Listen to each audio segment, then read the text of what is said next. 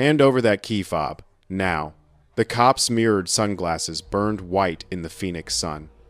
His wife, our HOA president in a burnt orange power suit despite the pool heat, pointed at me like I'd stolen city property.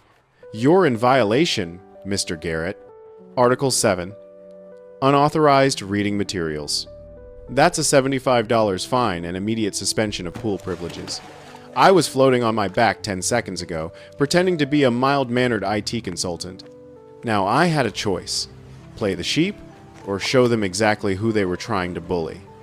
I smiled, pocketed my key fob, and pulled out the one thing neither of them expected. A gold FBI shield. Michael Garrett, I said, voice calm and clear. Federal Bureau of Investigation. And you are? Officer Rick Hammond froze. His mouth opened. Closed. His brain was trying to process a reality he hadn't prepared for. Behind him, his wife Victoria Hammond, president of Desert Vista HOA for 8 years, watched her perfect little kingdom start to crack. Around us, a dozen phones rose. Even the lifeguards stopped pretending to watch the shallow end. Scottsdale was about to get very, very loud. Because what they didn't know, what they couldn't know, was that I wasn't just defending my pool access. I was 3 months deep in an undercover operation investigating municipal corruption in Maricopa County. And these two had just made it personal. My name is Michael Garrett, 41 years old, FBI Special Agent for 16 years, currently assigned to the Phoenix Field Office's Public Corruption Unit. For the past 3 months, I've been living undercover in Desert Vista Estates, a planned community in North Scottsdale where the houses all look identical and the HOA rules read like a police state manual. My cover: boring IT consultant who works from home.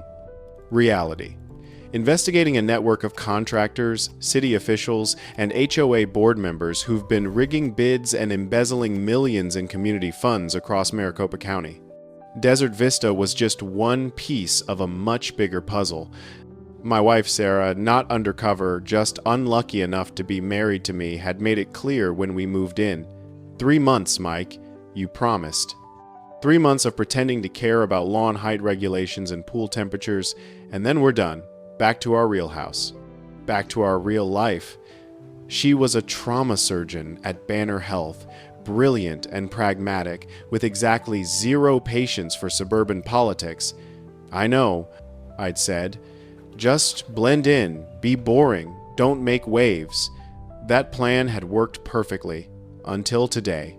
Until Victoria Hammond decided my paperback novel was a safety hazard and sent her husband, a Scottsdale PD patrol officer, to confiscate my property at a community pool on his day off.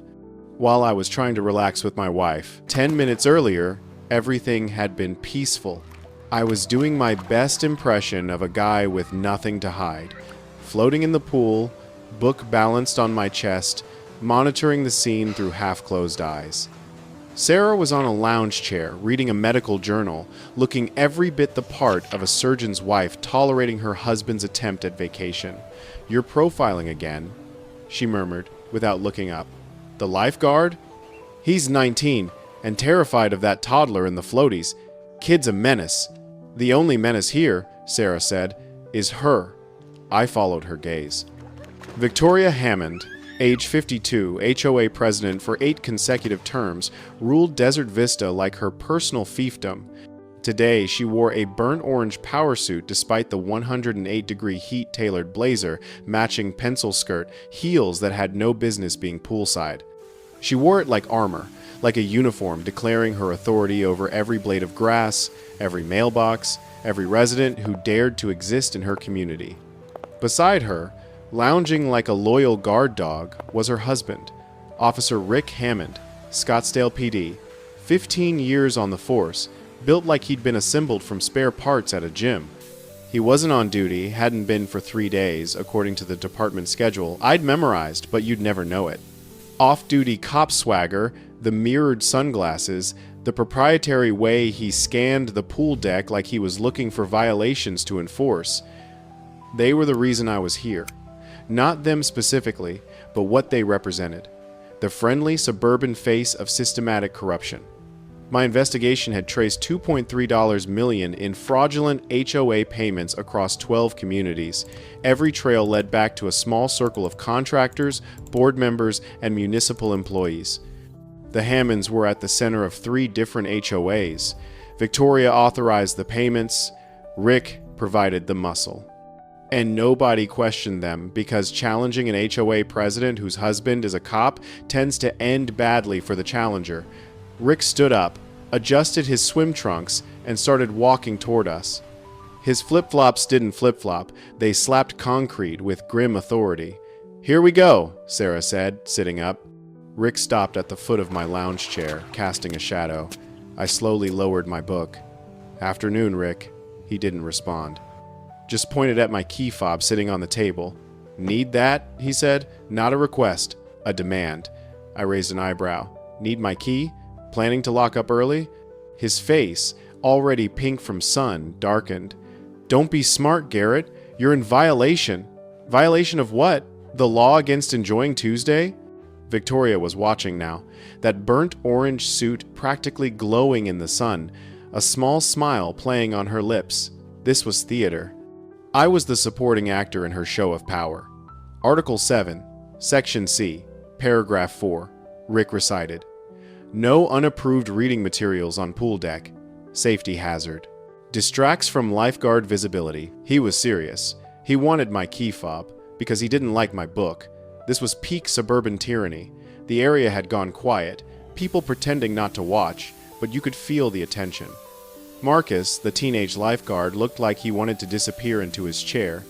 "You're joking," I said, letting a small laugh escape. "You want my key because of a paperback novel?" Rick's jaw tightened. He hated being laughed at. "I'm not joking." "And you've got an outstanding fine from last week. Unauthorized flotation device. Your daughter's inflatable duck. She's 6 years old." A man 2 chairs down muttered something. Rick's head snapped toward him. "You got something to say, Peterson?" Peterson suddenly found his towel fascinating. Rick turned back to me, authority restored. "Now, FOB. Or, I take it." This was the moment. The line. I could hand it over, stay undercover, maintain my cover for another 6 weeks until the case was ready. Or I could push back. I looked at Sarah. She gave me the tiniest nod, the surgeon's nod, the one that said, "We're committed now. Do what you need to do." I picked up the key fob, pocketed it, then reached for my wallet. I didn't pull out my driver's license. I flipped it open to my credentials. The gold FBI shield gleamed in the Phoenix sun. The formal ID card beside it was unmistakable. Michael Garrett. I said, voice calm and clear. Every trace of relaxed IT guy gone. Special agent, Federal Bureau of Investigation. And you are? Time seemed to stop. Rick froze mid-reach. His mouth opened, then closed. His brain was trying to process information that didn't compute. Around us, phones rose like flowers toward the sun. Even the toddler in the floaties stopped splashing. Victoria Hammond's smug smile evaporated. The burnt orange suit suddenly looked less like armor and more like a target. Sarah, bless her, had her phone out filming everything. Professional documentation. She'd been married to me long enough to know the value of evidence. Rick took an involuntary step back. He sputtered, You can't. This is HOA business." "Is it?" I asked, standing up. I wasn't as big as him, but authority doesn't come from size. Because from where I'm standing, it looks like an off-duty municipal police officer is attempting to unlawfully seize private property in what appears to be a harassment campaign. That's a civil rights violation under Title 18, Section 242, federal jurisdiction, which makes it very much my business. I let the words hang in the air. Rick looked from my face to the dozen phone cameras now recording. He was trapped, exposed. His usual intimidation tactics useless against someone who couldn't be bullied. He muttered something under his breath, turned, and walked away. His flip-flops finally making the pathetic slapping sound of retreat. Victoria gathered her things, burnt orange, blazer, clipboard, designer sunglasses in sharp, angry movements. She followed him without a word, but the look she gave me promised this wasn't over. I pocketed my credentials and sat back down. Picked up my book, turned a page. Around us, the pool slowly returned to normal, but everything had changed. The game was on. And I knew one thing with absolute certainty. They had no idea how badly they were about to lose. The badge reveal was like kicking a hornet's nest. The Hornets being Victoria and Rick Hammond, who couldn't come at me directly now that I'd exposed their tactics publicly. So they did what petty tyrants do when direct confrontation fails. They weaponized paperwork. The fines started the next morning, a white envelope under our door. I opened it over coffee. Notice of violation in an imperious font. Infraction, improperly positioned refuse receptacle. Fine, $75. I walked outside. Our trash can was exactly where it always was. I measured it against our neighbors, 2.5 inches further from the curb. Sarah came out with her coffee. $75 for parking violations that don't exist. Welcome to Victoria's kingdom, I replied. Then they came in waves. Unauthorized seasonal decoration, $50. We had a small American flag. Improper window treatment visibility, $75. Our bedroom curtains were apparently the wrong shade. Unapproved lawn ornament, $100. A garden gnome Sarah's mother had given us. 3 fines in 3 days. Clearly targeted harassment, but I needed to understand the scope. This wasn't just about us. That's when I met Barbara Chen, Lot 47, grandmother of 5, Desert Vista resident for 12 years, and the neighborhood's unofficial intelligence network. She showed up at our door that evening with cookies and information. "I saw the notice about your gnome," she said, settling into our kitchen. "It's criminal." She fined the Johnsons last month because their son's sidewalk chalk constituted unauthorized artistic display. The kid is 4 years old. Over cookies, Barbara laid out Victoria's reign of terror. The fines were arbitrary, targeted at anyone who questioned her authority. The HOA budget had tripled in 8 years, yet the playground equipment was rusted, the community center needed paint, and the landscaping was deteriorating. And the landscaping company, Barbara added, "We used to have Martinez and Sons. Excellent work, reasonable prices. Then Victoria fired them and hired Hammond Premium Landscapes. Prices doubled overnight. Hammond Premium Landscapes." I made a mental note. That evening, I pulled the HOA's public financial records. Sure enough, Martinez and Sons had been paid $3,200 monthly for full community landscaping. They were terminated abruptly in 2023. The new vendor, Hammond Premium Landscapes LLC, was paid $6,500 monthly for the same services, but the work quality had declined. I cross-referenced the business registration. Hammond Premium Landscapes, LLC. Registered agent, Victoria Hammond. They weren't just overcharging the community. They were paying themselves with HOA dues. This wasn't petty tyranny. This was embezzlement, and it fit the pattern we'd been tracking across Maricopa County. I needed more evidence. The fines were harassment, provable but minor. The landscaping contract was fraud, but I needed to connect it to the broader scheme. Then came the night everything escalated. It was just after 11 p.m. Sarah and I were watching an old movie, unwinding after a long day. Suddenly, our living room exploded with red and blue strobing lights. Disorienting, invasive. Then came the pounding. Not a knock, aggressive, official pounding on our front door.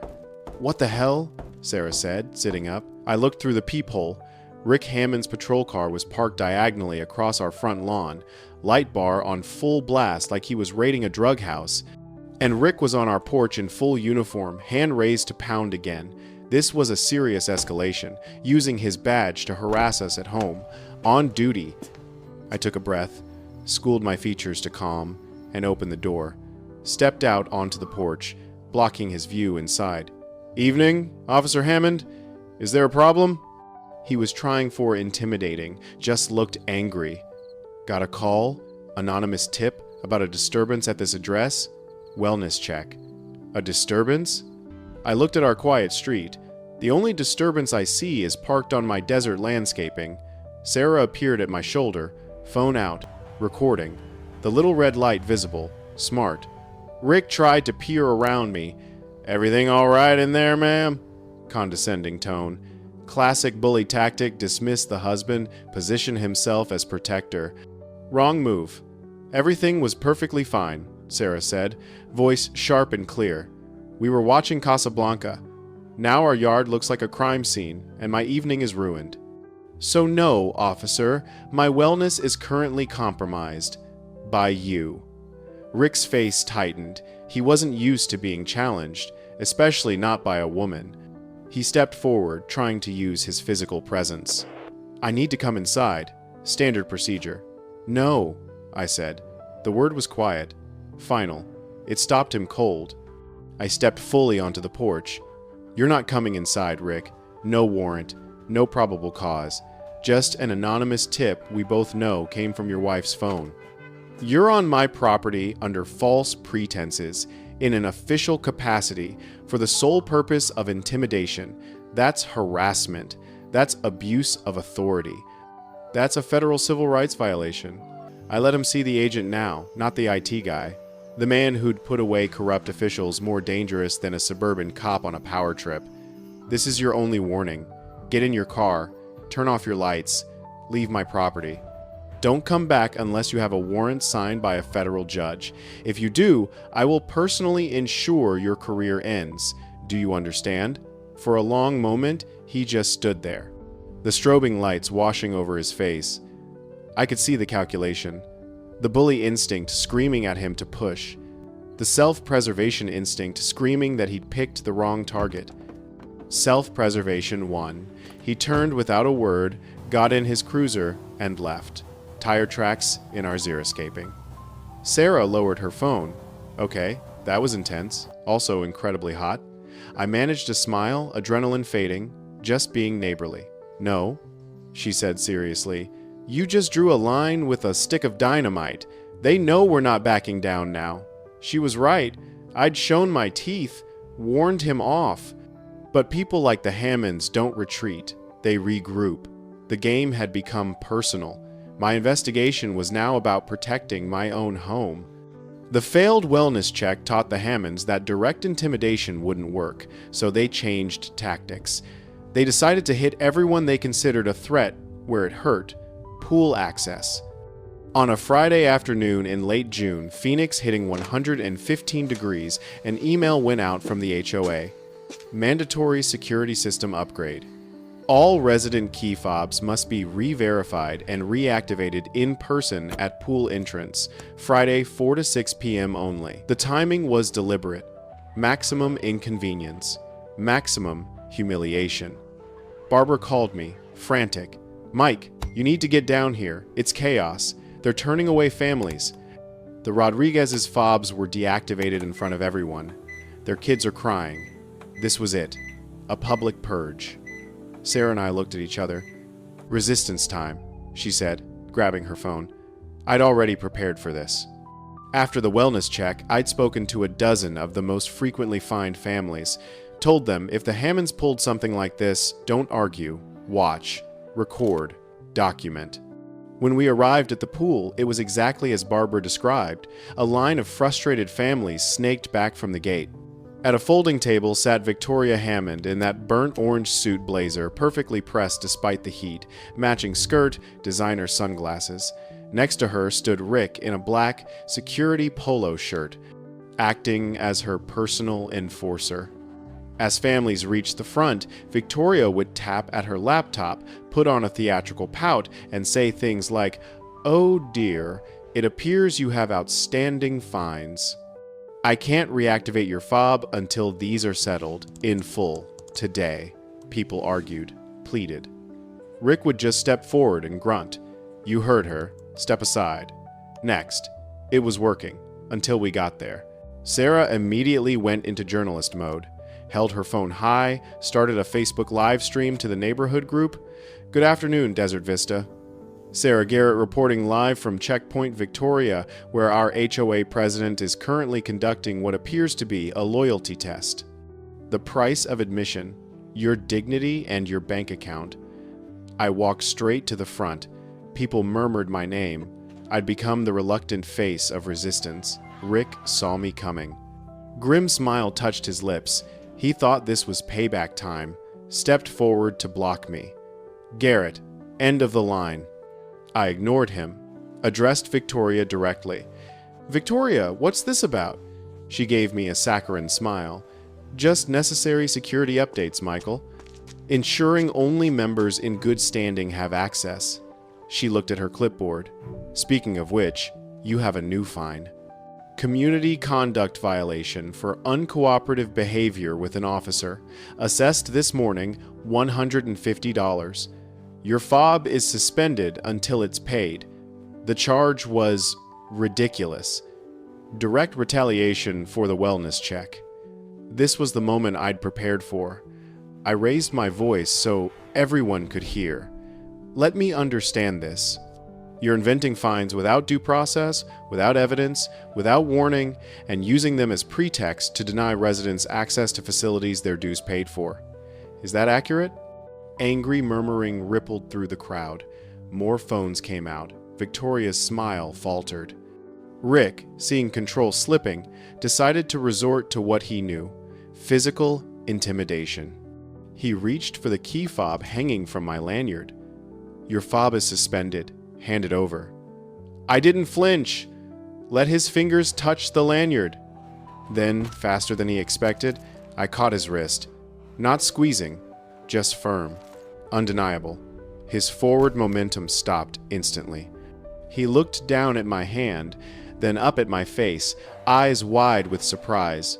Don't, I said quietly. Touch me. You're not a police officer right now, Rick. You're a private citizen acting as HOA enforcement. If you lay hands on me or any resident here, that's assault. Battery. And there are 20 cameras documenting it. I held his wrist for one more beat, making sure the message was received, then released him. He stepped back, rubbing his wrist like I'd burned him. His face was scarlet. Fury and humiliation. The crowd erupted. You can't do this! Who authorized these fines? We're calling a lawyer! For the first time since I'd met her, Victoria Hammond looked flustered. The burnt orange suit couldn't protect her from public revolt. She and Rick tried to pack up their table, but residents pressed in, demanding answers. They had to retreat into the clubhouse, jeers following them. We'd won the battle. But as I watched them disappear, I knew this public humiliation would make them desperate. From now on, their attacks would come from the shadows, and desperate people make mistakes. The checkpoint fiasco destroyed whatever public support the Hammonds had left. The HOA board, all Victoria's appointees, was panicking. That evening, I got a clandestine call from Martin Reeves, the HOA treasurer. Terrified voice. Mr. Garrett, they're trying to push through an emergency vote. They want to ban you and the other families who spoke out. They're calling you a threat to community harmony. Martin was scared, but fear had made him reckless enough to call me. Martin, I need you to do something. Send me written consent to preserve HOA financial records. Then text me the access code to the pool's server closet. The server? That system doesn't just control the gate. It's a digital ledger. Every fob entry, every fine issued, every payment processed, it's the evidence of their entire operation. I need a copy. He was silent for a long moment. Then, the code is 4772, but Mr. Garrett, if they find out I helped you, they won't. You're going to be a witness, Martin, not a co-conspirator. Trust me. Late that night, I put on dark clothes and slipped over the back fence of the pool area. The cabana housing the server closet had a cheap lock. 10 seconds with my pick set. Inside, the server hummed quietly. I pulled out my FBI-issued cloning device, could make a perfect copy of a hard drive without leaving any trace. I plugged it in. Screen lit up. Cloning in progress. 18 minutes. 18 minutes is an eternity when you're somewhere you shouldn't be. I killed my light and waited in darkness. Around minute 12, I heard it. Voices. Coming from behind the clubhouse near the utility junction. I crept to the window. Two figures silhouetted against a streetlight. Rick Hammond, and a large man I recognized as the owner of Hammond Premium Landscapes. They were at the main network junction box. Rick had a crowbar. "Just do it," Rick was saying. "Garrett's FBI. If he gets a warrant for the server, we're done. Cut the power. Fry the drives. Make it look like vandalism." My blood ran cold. They were going to destroy the evidence. My cloning device was only 2/3 done. I couldn't let them finish. But I also couldn't blow my cover completely. Not yet. I grabbed my phone, set it to record, and slipped out the back of the cabana. Used shadows to circle around until I was close enough for my phone mic to pick up their conversation. "You sure about this?" the landscaper asked. "Garrett's a Fed, man. We cut these cables where we wipe the server before he gets a warrant." Rick interrupted. "No evidence, no case, just do it. Perfect. Confession on tape. Time to make my entrance." I stepped out of the shadows. "Technical difficulties, gentlemen?" They spun around. Rick's face went from surprise to pure rage. "Garrett, you're trespassing. Rich," coming from the guy with a crowbar about to commit evidence tampering. I held up my phone, which, by the way, you just confessed to, on camera. Rick didn't waste time with words. Just charged. Wordless roar. He swung the crowbar. I sidestepped, but the landscaper was smarter, came at me from the side. I blocked his punch, used his momentum to send him stumbling into the stucco wall. He went down hard. Rick swung again. Wild. Angry. I blocked with my forearm white flash of pain, then grabbed his wrist, twisted, tried to pin him. We struggled. He was bigger, stronger, desperate. He stomped on my instep. Sharp pain, my grip loosened. He shoved me hard. I stumbled backward, feet tangling in a pool noodle someone had left out. Went down on concrete. Head bounced once. Vision swam. I saw his boot coming toward my face. Then the world lit up. A car alarm shrieked. High beams flooded the area. Rick froze mid-kick, caught in the glare. I looked past him. Sarah, standing by our car, phone in one hand, keys in the other, thumb on the panic button. Rick and the landscaper exchanged a look, then scrambled into darkness. Sarah ran over, helped me up. "You okay?" "Yeah." I touched my cheek. "Blood. Thanks for the save." "Always." She looked at my phone. "Still recording. Did you get it?" Every word. We now had proof of the embezzlement scheme and proof of conspiracy to destroy evidence. Time to end this. The partial server data I'd cloned was devastating. Even with only part of the drive, the pattern was undeniable. $347,000 in fraudulent payments over 3 years. Hammond Premium Landscapes $156,000 for services never performed. Desert Vista Pool Services, another shell company, $89,000.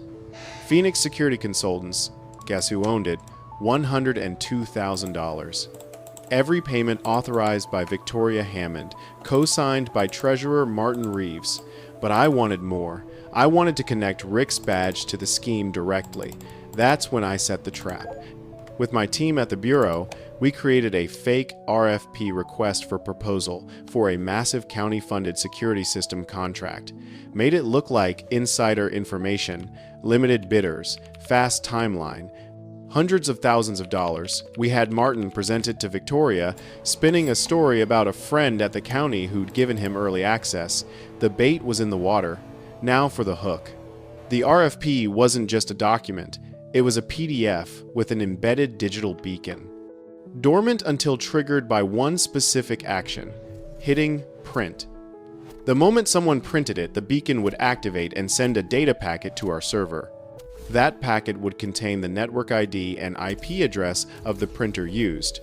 2 days later, 3:17 a.m., my laptop pinged.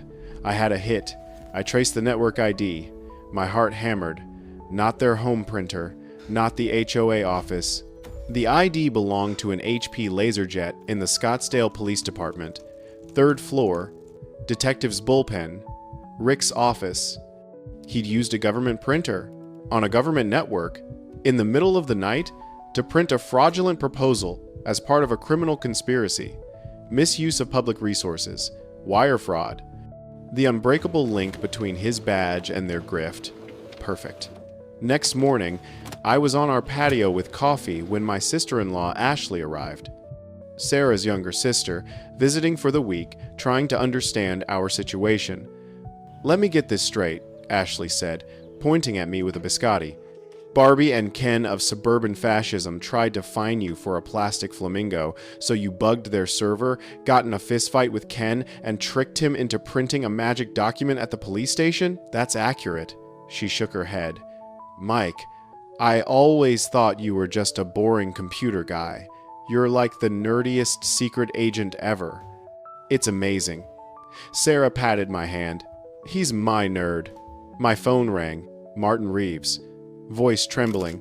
"She knows something's wrong. I don't know how." "She's called an emergency meeting for July 4th.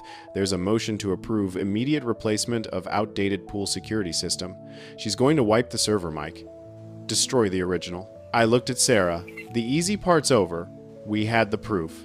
But Victoria didn't know that. She was making one last desperate move.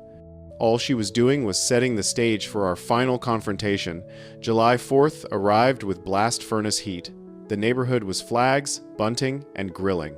But for us, different fireworks were planned. Victoria's emergency forum was scheduled for 5 p.m. at the clubhouse, a time when most families would be busy with barbecues. Low attendance, easy vote. Her plan? Use Rick's vandalism attempt as justification to declare the pool system a security risk and vote to replace it. Replacement meant wiping the hard drives, destroying evidence. She thought she was clever. But we were ready. My FBI team was staged 3 blocks away. Internal Affairs Detective Chen had flagged Rick's midnight printer stunt. IA was on standby for my signal. Sarah and I walked into the clubhouse to curated support. Room half empty. Just Victoria's cronies. Barbara from Lot 47 sat in back like a resistance operative, giving us a covert thumbs up. Martin Reeves sat near front, pale, sweating, avoiding eye contact. Victoria stood at the podium in that burnt orange power suit, perfectly pressed despite the heat, and launched into her speech. Masterclass in manipulation. Words like safety, security, fiscal responsibility, to justify her proposal. "Due to recent vandalism," she said, voice full of fake solemnity, "our systems have been compromised. We cannot risk a data breach. I'm proposing emergency replacement of the entire system. Immediately." She called for a vote. Fast. No discussion. The motion passed among her supporters. 5:47 p.m. At 6, the system auto-archives to county backup servers. She didn't know that.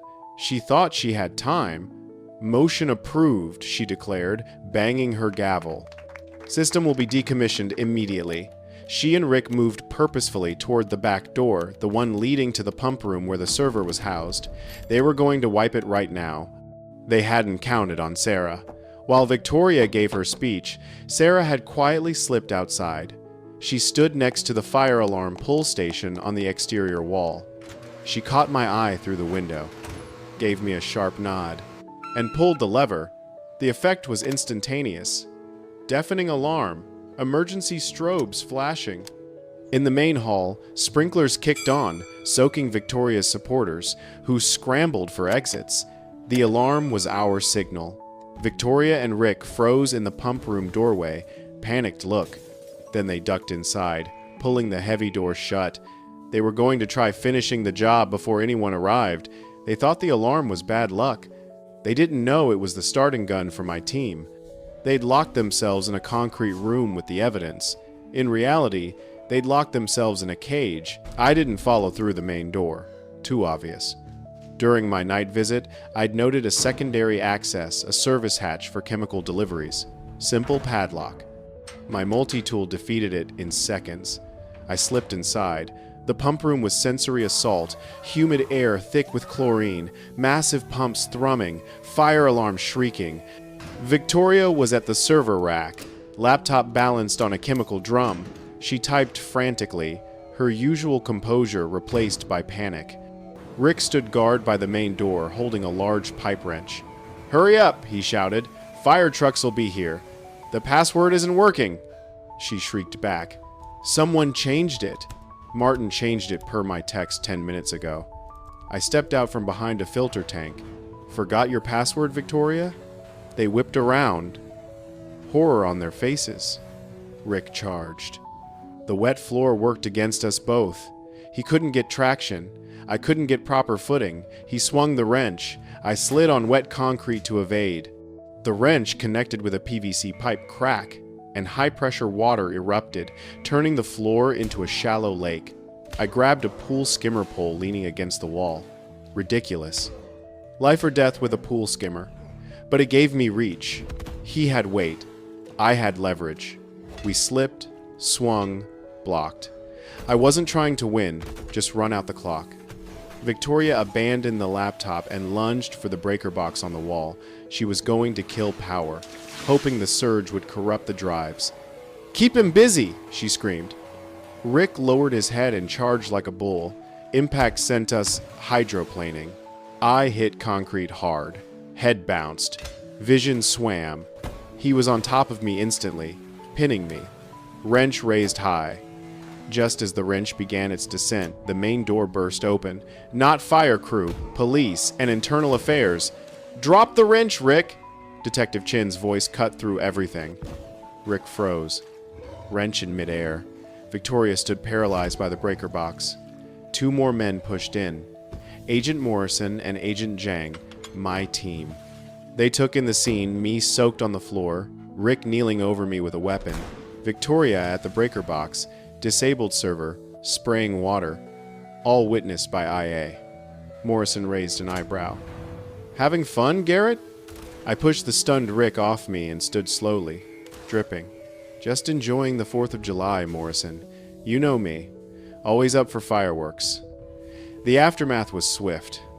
The following week, Clubhouse packed for another emergency meeting, but this time, residents weren't there to be dictated to. They were there to witness justice. Standing room only. Sarah and I sat front row, joined by my section chief, Detective Chen from IA, and a sharp prosecutor from Maricopa County DA's office. One by one, they dismantled the Hammond empire with irrefutable proof. The prosecutor projected the server's financial records on a large screen. Walked residents through the maze of shell companies and fake invoices, showed how Victoria and Rick had embezzled $347,000 from their own neighbors over 3 years. The room filled with angry, disbelieving murmurs. Then he played audio from the night Rick tried to destroy evidence. Rick's voice. "We wiped the server before he gets a warrant! No evidence! No case!" The room erupted. Next, Detective Chen detailed charges against Rick. Misuse of public property, evidence tampering, conspiracy, assault, abuse of authority. He held up the printer logs from Rick's midnight document printing. Officer Hammond used government resources to further a criminal enterprise. He has been terminated from Scottsdale PD, effective immediately. Thunderous applause. Martin Reeves took the podium next, shaking hands but steady voice. He confessed his role, explained Victoria's threats and coercion, then pulled out a small black ledger, his private record of every fraudulent transaction. Dates, amounts, notes, handed it to the DA. The prosecutor concluded by playing Sarah's videos, the checkpoint confrontation, the midnight wellness check demonstrating the Hammond's pattern of harassment. Finally, he announced charges: wire fraud, embezzlement, conspiracy, criminal use of HOA authority. Victoria Hammond, 8 counts. Rick Hammond, 12 counts, including his badge crimes. My boss stood and announced the court had dissolved the current board and appointed an independent monitor. Full audit, clean election. The room erupted in catharsis. Years of pent-up frustration released. People cheering, hugging, shaking our hands. Barbara led a chant of, "No more Victoria. It was over. We'd won." Proven that evidence and courage were stronger than any bully with a badge or gavel. 1 month later, early August morning, I walked through the open gate to the community pool. The water was placid, perfect mirror of dawn sky. This was our new ritual, the Dawn Swim Club. Those of us who'd been on the front lines would meet before the world woke. No rules, no guards. Just quiet solidarity. I slipped into the cool water. Barbara was already there, gliding with grace.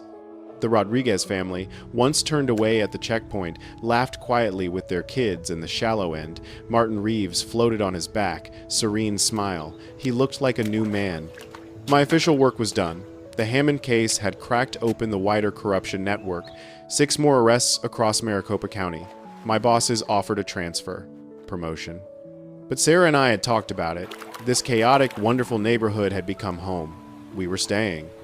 The court-appointed monitor, a no-nonsense accountant named Patricia Wu, had been a whirlwind of efficiency. HOA budget slashed. Dues suspended for 6 months. Every ridiculous rule Victoria had invented was struck. The original landscaper, Martinez and Sons, was rehired. The grounds had never looked better. Restitution checks had started arriving, funded by court-ordered seizure of Hammond assets. Their house, their cars, their boat, all sold. Proceeds poured back into the community fund they'd plundered. Sarah arrived with coffee, sat on the pool edge, feet in water. Ashley sends her love. She designed a t-shirt. I survived the HOA war and all I got was this lousy key fob. I laughed. Tell her to print 1,000. We watched the sun climb higher. Then a splash of color caught my eye. On the far side of the pool deck, a lone figure scrubbed grout with a stiff brush. She wore a bright fluorescent orange vest over workout clothes. Victoria Hammond. Part of her plea bargain to avoid prison, 300 hours community service. At the specific request of the new board, performed here, every morning, all summer, scrubbing tiles, cleaning skimmers, polishing ladders. She worked with grim, silent fury, face a mask of humiliation. It was the most satisfying thing I'd ever witnessed. Sarah nudged me. You've got that smile again, the I'm a federal agent and my nemesis is cleaning toilets smile. I couldn't help it. I held up my key fob. Simple blue plastic, bright in the sun, not just a key, a victory. The badge had stayed in my pocket since that first confrontation. Didn't need it anymore. The pool was ours. The community was ours. Yeah, I said, tucking the key safely away. I guess I do. I leaned back, floating in calm, clean water. My wife beside me. My neighbors at peace. My enemy scrubbing grout. The world, for that one perfect morning, was exactly as it should be.